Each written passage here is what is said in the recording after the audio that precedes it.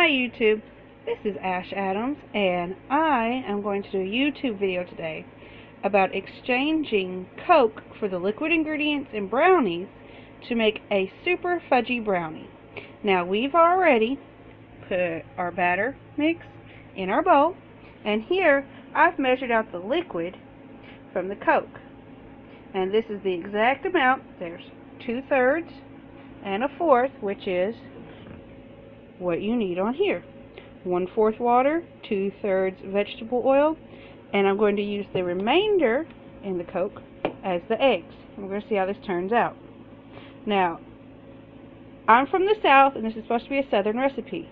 I don't remember ever hearing of it before, but I found it online, and I've had some brownies that were really fudgy, but still kind of spongy, like a sponge cake. So we're going to see if this is the recipe they used or not. I hope so. They're my favorite brownies, and I'd love to be able to make them myself.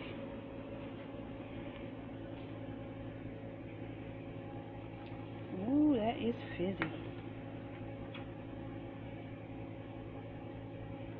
Really fizzy. We may need more than one can of Coke to mix this up. We'll see. And yes, I do have 4 different sets of measuring cups because my children take them out and use them in the yard, and I lose them. So in all my videos, I will probably have 3 different kinds of measuring cups. Look at that foam. Let's see how that mixes up. It's not bad. It's a bit runny, which might be good for fudge. Not sure. I've never been able to get fudge to turn out. Start mixing it down. And get it off the sides a bit. Hold on just a minute. I have a crying baby. Okay, YouTube, back to brownies. It's a bit thinner than my normal brownie mix. We shall see. But it did mix up well. It looks good. Give it a few more beats to make sure we don't have anything stuck in the bottom of our bowl.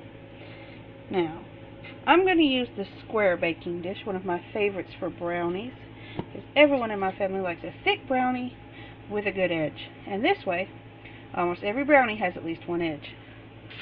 I'm just going to spritz it with some spray canola oil. Clean up after ourselves real quick and put these in the sink. Put that in the recycling in a minute. Alright. And then, in she goes. That's a pretty good pour there. A little bit over halfway full. Make a thicker brownie. Take a little longer to cook. If you start noticing your edges are browning faster than you want them to, you can take some tin foil and just put it in, say, 1 knuckle over your edges, and that'll keep your edges from browning faster than the rest. Alright, we're going to just pop this in the oven, and we'll come back and see how it looks.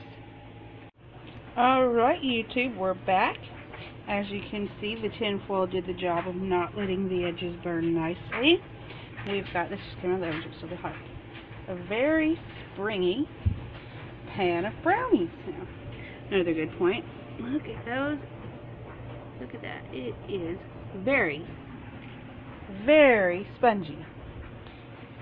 Cooked it for about 35 minutes on 350. It'll vary with your stove, you know. But it turned out lovely. And I'm going to cut a small piece out and try it. Just cut here.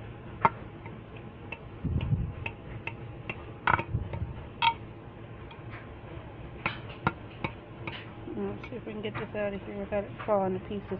I usually don't cut them for 15 minutes after they're done to cool off, but I do want to try a bit. Wow, that's surprisingly good. As you can see, very fluffy. Might be good to put some walnuts in, or chocolate chips. That'd be good now. Yeah, turned out great, looked good.